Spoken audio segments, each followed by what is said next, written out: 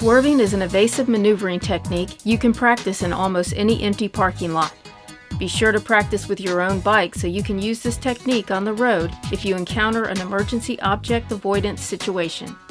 It's easy to set up your practice course. All you need is a tape measure and 4 tennis balls cut in half. The tennis ball halves are used as your start cones, swerve entry cones, lane barrier cones, and escape lane cone.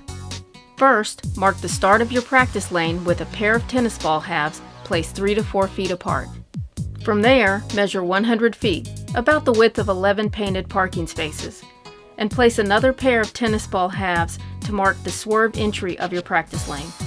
Measure 15 feet beyond the swerve entry cones and place 3 tennis ball halves as your lane barrier cones, 2 on either edge of the lane and 1 in the center of the lane. Now place the remaining tennis ball half 3 to 4 feet from the right end of the lane barrier. This will create your escape lane.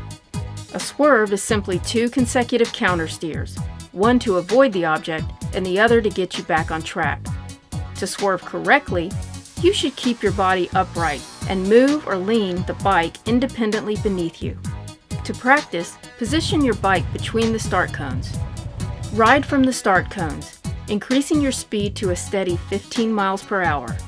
Once your front wheel passes the swerve entry cones, press on the hand grip to swerve and avoid hitting the lane barrier cones. Immediately press the opposite hand grip to straighten your bike.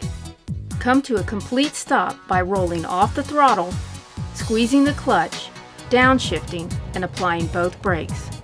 Separate braking from swerving so there is no throttle roll-off before the swerve entry cones.